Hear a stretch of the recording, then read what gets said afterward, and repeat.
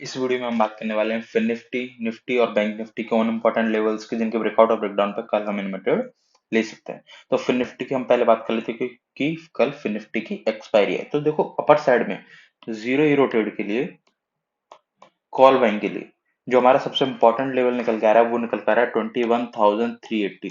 यदि कल मार्केट 21,380 के लेवल पर कंसोलिडेशन करता है और कंसोलिडेशन करने के बाद इस लेवल का ब्रेकआउट देता है, तो इस कंडीशन में हमें जीरो यूरो कॉल बाइंग का ट्रेड लेना है, जिसका हमारा पहला टारगेट निकल के आएगा 21,480, 21,480। दूसरा टारगेट निकल के आएगा 21,565, 21,565। और तीसरा टारगेट हमारे यहाँ पे निकल के आएगा 21,650, 21,650। इन तीन टारगेट के लिए हम यहाँ पे एक जीरो यूरो कॉल बाइंग का ट्रेड ले सकते हैं यदि मार्केट यहाँ पे कंसोलिडेशन करने के बाद 21,380 के लेवल का ब्रेकआउट देता है। तो अभी हम बात करते हैं जीरो हीरो पुट बाइंग के लेवल की। तो देखो जो पुट बाइंग का जो इंपॉर्टेंट लेवल निकल के आ रहा है वो निकल के आ रहा है 21,250।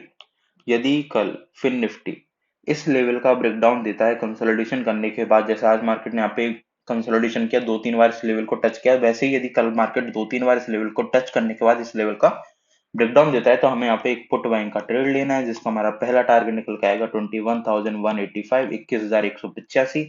दूसरा टारगेट निकल के आएगा 21,090, 21,090। और तीसरा टारगेट निकल के आएगा हमारा 21,000। और चौथा टारगेट हमारा यहाँ पे निकल के आएगा 20,910, मतलब 21,900, सॉरी 20,910। इन चार टारगेट के लिए हम यहाँ पे एक पुट बाइंग का ट्रेड ले सकते हैं यदि मार्केट ने यहाँ पे 21,250 के लेवल का ब्रेकडाउन दिया तो। और देखो एक चीज मैं बता दूं, कल वही ट्रेड प्रॉफिट देने वाला है जब मार्केट कंसोलिडेशन करने के बाद किसी लेवल किसी साइड निकलेगा, ठीक है। यदि मार्केट विदाउट कंसोलिडेशन किसी साइड जाएगा ना, तो मोस्टली चांसेस है कि मार्केट उस साइड में हमें प्रॉफिट नहीं देने वाला है, उस ट्रेड में प्रॉफिट मार्केट नहीं देगा। अब चलते हैं हम हमारी निफ्टी पे। तो देखो निफ्टी के लिए जो हमारे इंपॉर्टेंट लेवल निकल के आ रहा है कॉल बाइंग के लिए, वो निकल के आ रहा है 22,380, 22,380। यदि कल निफ्टी इस लेवल का अपर साइड में ब्रेकआउट देती है, तो हमें यहाँ पे कॉल बैंक का ट्रेड लेना है, जिसका हमारा पहला टारगेट निकल के आएगा 22,430, 22,430। दूसरा टारगेट निकल के आएगा 22,500, 22,500। तीसरा टारगेट निकल के आएगा 22,585, 22,585। इन तीन टारगेट के लिए हम यहाँ पे कॉल बैंक का ट्रेड ले सकते हैं यदि मार्केट अपर साइड में 22,380 के लेवल का ब्रेकआउट देता है। तो अभी हम बात कर लेते हैं हमारे पुट बाइंग के इंपॉर्टेंट लेवल की।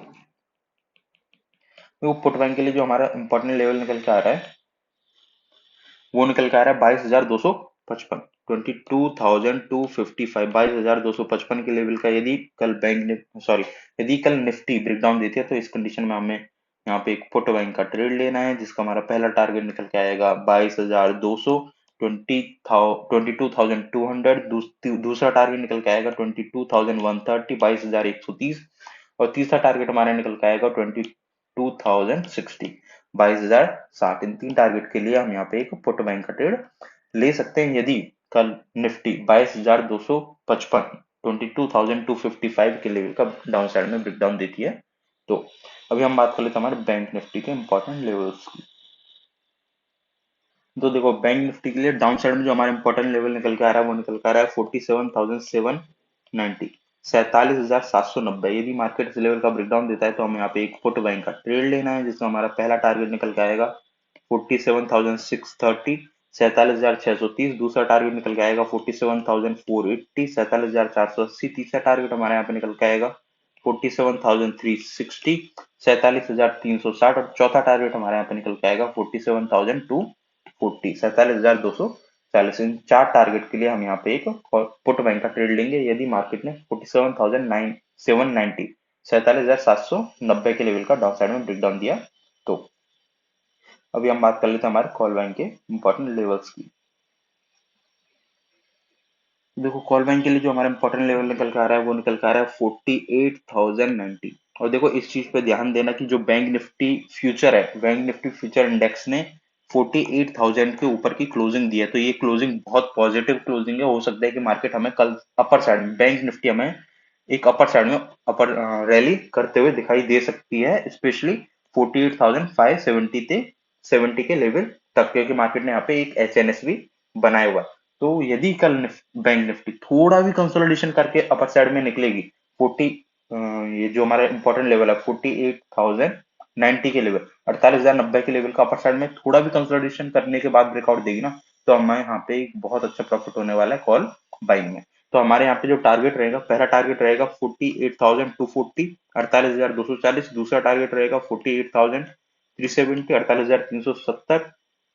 दूसरा तीसरा टारगेट रहेगा 48,570, 48,570। और तीसरा टारगेट हमारे यहाँ पे आने वाला है 48,680, 48,680। इन चार टारगेट के लिए हम यहाँ पे कॉल बैंक का ट्रेड ले सकते हैं, यदि बैंक निफ्टी थोड़ा भी कंसोलिडेशन करने के बाद 48,090 के लेवल का अपर साइड में ब्रेकआउट देती है तो। और देखो यहाँ पे एक और कंडीशन हमारी बन सकती है कि हो सकता है कि जो मार्केट ने, जो बैंक निफ्टी ने इतना अच्छा ब्रेकआउट दिया है, बैंक निफ्टी कल अपर साइड में ही ऑलरेडी गैप अप ओपन हो। तो गैप अप की कंडीशन में हम क्या कर सकते हैं, तो देखो हो सकता है कि मार्केट यहाँ पे ओपन, और यहाँ पे ओपन होने के बाद मार्केट जैसे ही डिप देगा, और डिप के बाद जैसे ही मार्केट कोई पॉजिटिव पैटर्न बनाएगा, तो उस डिप पे हम यहाँ पे एक कॉल बैंक का ट्रेड ले सकते हैं, जिसका हमारा जो स्टॉप लॉस रहेगा, वो जो लास्ट कैंडल है, लास्ट डे की कैंडल, मतलब 40, हमारा स्टॉप लॉस रहेगा यहाँ पे 47,960। इस स्टॉप लॉस के साथ हम यहाँ पे एक कॉल बैंक का ट्रेड ले सकते हैं कि जब भी मार्केट इस, जो हमारी लास्ट डे क्लोजिंग है, लास्ट डे क्लोजिंग के मार्केट जितना पास समय मिलेगा,